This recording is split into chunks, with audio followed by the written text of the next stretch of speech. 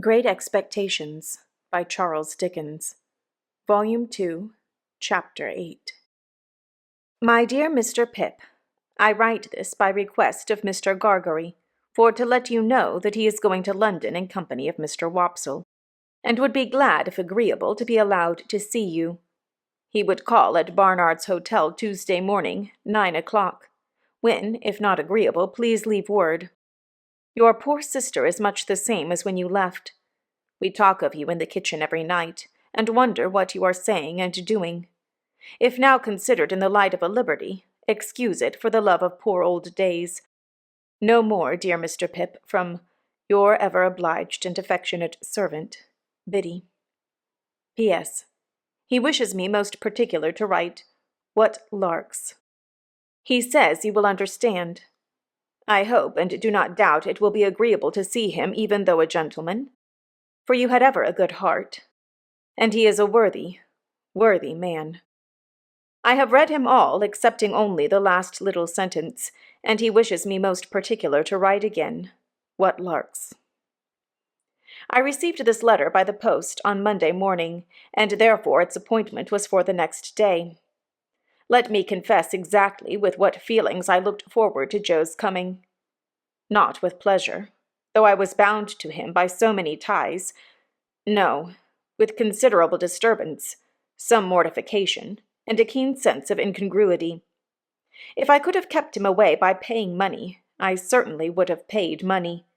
My greatest reassurance was that he was coming to Barnard's Inn, not to Hammersmith, and consequently would not fall in Bentley Drummle's way. I had little objection to his being seen by Herbert or his father, for both of whom I had a respect. But I had the sharpest sensitiveness as to his being seen by Drummle, whom I held in contempt. So, throughout life, our worst weaknesses and meannesses are usually committed for the sake of the people whom we most despise. I had begun to be always decorating the chambers in some quite unnecessary and inappropriate way or other, and very expensive those Russells with Barnard proved to be. By this time, the rooms were vastly different from what I had found them, and I enjoyed the honor of occupying a few prominent pages in the books of a neighboring upholsterer. I had got on so fast of late that I had even started a boy in boots, top boots, in bondage and slavery, to whom I might have been said to pass my days. For, after I had made the monster, out of the refuse of my washerwoman's family, and had clothed him with a blue coat, canary waistcoat, white cravat, creamy breeches, and the boots already mentioned, I had to find him a little to do and a great deal to eat. And with both of those horrible requirements he haunted my existence. This avenging phantom was ordered to be on duty at 8 on Tuesday morning in the hall. It was 2 feet square, as charged for floor-cloth, and Herbert suggested certain things for breakfast that he thought Joe would like. While I felt sincerely obliged to him for being so interested and considerate, I had an odd half-provoked sense of suspicion upon me that if Joe had been coming to see him, he wouldn't have been quite so brisk about it. However, I came into town on the Monday night to be ready for Joe, and I got up early in the morning, and caused the sitting-room and breakfast table to assume their most splendid appearance. Unfortunately, the morning was drizzly, and an angel could not have concealed the fact that Barnard was shedding sooty tears outside the window, like some weak giant of a sweep. As the time approached, I should have liked to run away, but the avenger pursuant to orders was in the hall, and presently I heard Joe on the staircase. I knew it was Joe by his clumsy manner of coming upstairs, his state boots being always too big for him, and by the time it took him to read the names on the other floors in the course of his ascent. When at last he stopped outside the door, I could hear his finger tracing over the painted letters of my name, and I afterwards distinctly heard him breathing in at the keyhole. Finally he gave a faint single rap, and Pepper, such was the compromising name of the avenging boy, announced, "Mr. Gargery." I thought he never would have done wiping his feet, and that I must have gone out to lift him off the mat, but at last he came in. "Joe, how are you, Joe?" "Pip. How are you, Pip?" With his good honest face all glowing and shining, and his hat put down on the floor between us, he caught both of my hands and worked them straight up and down, as if I had been the last patented pump. "I am glad to see you, Joe. Give me your hat." But Joe, taking it up carefully with both hands, like a bird's nest with eggs in it, wouldn't hear of parting with that piece of property, and persisted in standing talking over it in a most uncomfortable way. "Which you have that growed," said Joe, "and that swelled, and that gentlefolked." Joe considered a little before he discovered his word. "As, to be sure, you are a honour to your king and country." "And you, Joe, look wonderfully well." "Thank God," said Joe. "I'm ekerful to most. And your sister, she's no worse than she were. And Biddy, she's ever right and ready. And all friends is no backarder, if not no forrarder, 'ceptin' Wopsle. He's had a drop." All this time, still with both hands taking great care of the bird's nest, Joe was rolling his eyes round and round the room, and round the flowered pattern of my dressing-gown. "Had a drop, Joe?" "Why, yes," said Joe, lowering his voice. "He's left the church and went into play-acting, which the play-acting have likeways brought him to London along with me. And his wish were," said Joe, getting the bird's nest under his left arm for the moment and groping in it for an egg with his right, "if no offence, as I would hand you that." I took what Joe gave me and found it to be the crumpled playbill of a small metropolitan theatre, announcing the first appearance, in that very week, of the celebrated provincial amateur of Roskian renown, whose unique performance in the highest tragic walk of our national bard has lately occasioned so great a sensation in local dramatic circles. "Were you at his performance, Joe?" I inquired. "I were," said Joe, with emphasis and solemnity. "Was there a great sensation?" "Why," said Joe, "yes, there certainly were a peck of orange peel. Particular, when he see the ghost. Though I put it to yourself, sir, whether it were calculated to keep a man up to his work with a good heart, to be continually cutting in betwixt him and the ghost with amen. A man may have had a misfortune, and been in the church," said Joe, lowering his voice to argumentative and feeling tone. "But that is no reason why you should put him out at such a time. Which I meant to say, if the ghost of a man's own father cannot be allowed to claim his attention, what can, sir? Still more, when his mourning hat is unfortunately made so small that the weight of the black feathers brings it off, try to keep it on as you may." A ghost-seeing effect in Joe's own countenance informed me that Herbert had entered the room. So I presented Joe to Herbert, who held out his hand, but Joe backed from it and held on by the bird's nest. "Your servant, sir," said Joe, "which I hope as you and Pip." Here his eye fell on the avenger, who was putting some toast on table, and so plainly denoted an intention to make that young gentleman one of the family that I frowned it down and confused him more. "I meant to say, you two gentlemen, which I hope as you get your healths in this close spot. For the present may be a very good inn, according to London opinions," said Joe confidentially. "And I believe its character do stand I. But I wouldn't keep a pig in it myself. Not in the case that I wished him to fatten wholesome, and to eat with a meller flavour on him." Having borne this flattering testimony to the merits of our own dwelling-place, and having incidentally shown this tendency to call me sir, Joe, being invited to sit down to table, looked all round the room for a suitable spot on which to deposit his hat, as if it were only on some very few rare substances in nature that it could find a resting-place, and ultimately stood it on an extreme corner of the chimney-piece, from which it ever afterwards fell off at intervals. "Do you take tea or coffee, Mr. Gargery?" asked Herbert, who always presided of a morning. "Thank ye, sir," said Joe, stiff from head to foot. I'll take whichever is most agreeable to yourself. What do you say to coffee?" "Thank ye, sir," returned Joe, evidently dispirited by the proposal. "Since you are so kind as to make choice of coffee, I will not run contrary to your own opinions. But don't you never find it a little eating?" "Say tea, then," said Herbert, pouring it out.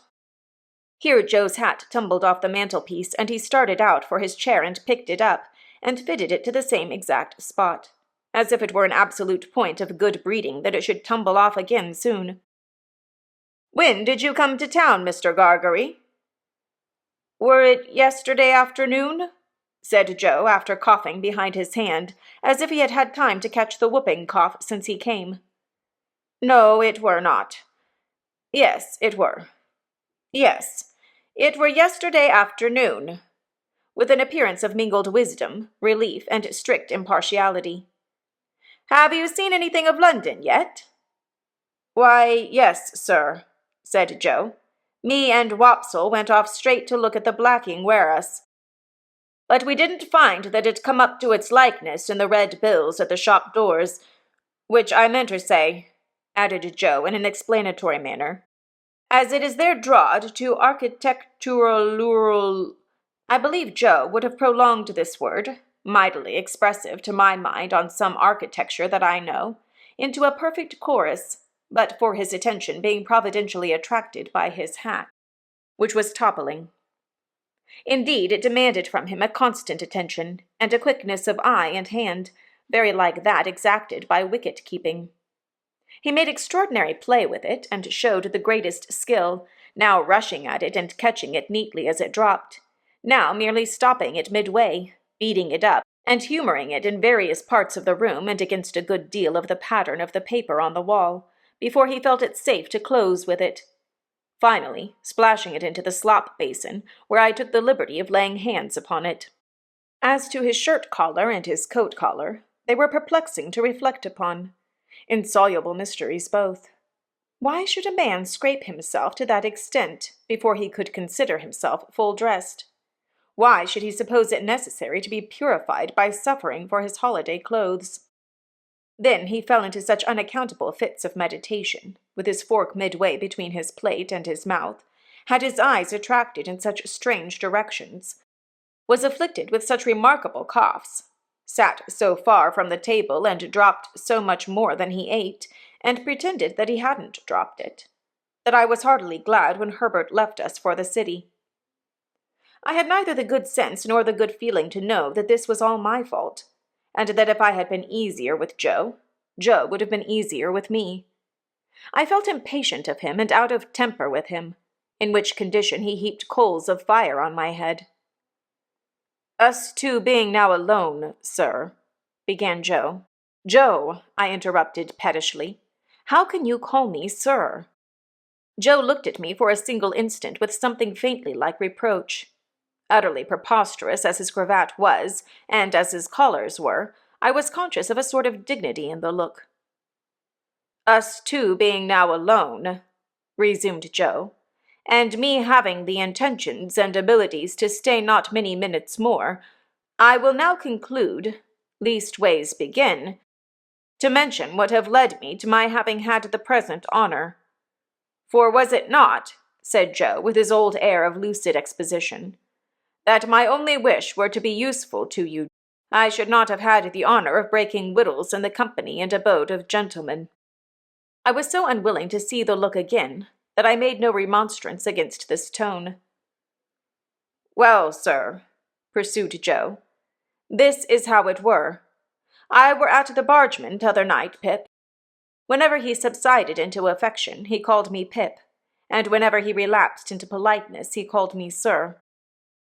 When there come up in his shay-cart Pumblechook, which that same identical," said Joe, going down a new track, "do comb my hair the wrong way sometimes awful, by giving out up and down town as it were him which ever had your infant companionation, and were looked upon as a playfeller by yourself."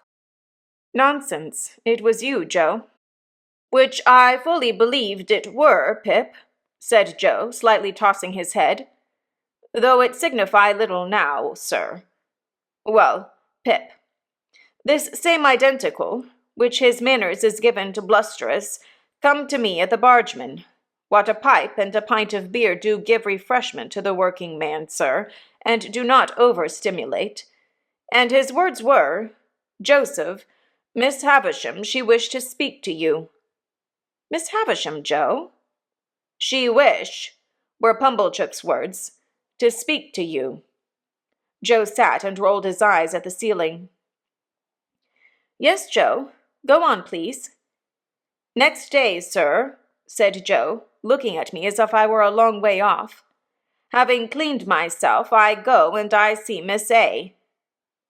Miss A, Joe? Miss Havisham? Which I say, sir, replied Joe with an air of legal formality, as if he were making his will. Miss A, or otherwise Havisham. Her expression air then is following. Mr. Gargery, you air in correspondence with Mr. Pip? Having had a letter from you, I were able to say, I am. When I married your sister, sir, I said I will, and when I answered your friend, Pip, I said I am. Would you tell him then, said she, that which Estella has come home and would be glad to see him? I felt my face fire up as I looked at Joe. I hope one remote cause of its firing may have been my consciousness that if I had known his errand, I should have given him more encouragement. Biddy, pursued Joe, when I got home and asked her for to write the message to you, a little hung back. Biddy says, I know he will be very glad to have it by word of mouth. It is holiday time. You want to see him. Go. I have now concluded, sir, said Joe, rising from his chair. And, Pip, I wish you ever well and ever prospering to a greater and a greater height. But you are not going now, Joe. Yes, I am, said Joe. But you are coming back to dinner, Joe. No, I am not, said Joe. Our eyes met, and all the sir melted out of that manly heart as he gave me his hand. Pip, dear old chap, life is made of ever so many partings welded together, as I may say, and one man's a blacksmith, and one's a whitesmith, and one's a goldsmith, and one's a coppersmith. Divisions among such must come, and must be met as they come. If there's been any fault at all today, it's mine. You and me is not two figures to be together in London, nor yet anywheres else but what is private and be known, and understood among friends. It ain't that I am proud, but that I want to be right, as you shall never see me no more in these clothes. I'm wrong in these clothes. I'm wrong out of the forge, the kitchen, or off the matches. You won't find half so much fault in me if you think of me in my forge dress, with my hammer in my hand, or even my pipe. You won't find half so much fault in me if, supposing as you should ever wish to see me, you come and put your head in at the forge winder and see Joe the blacksmith there, at the old anvil, in the old burnt apron, sticking to the old work. I'm awful dull, but I hope I've beat out something nigh the rights of this at last. And so, God bless you, dear old Pip, old chap. God bless you. I had not been mistaken in my fancy that there was a simple dignity in him. The fashion of his dress could no more come in its way when he spoke these words than it could come in its way in heaven. He touched me gently on the forehead and went out. As soon as I could recover myself sufficiently, I hurried out after him and looked for him in the neighboring streets. But he was gone.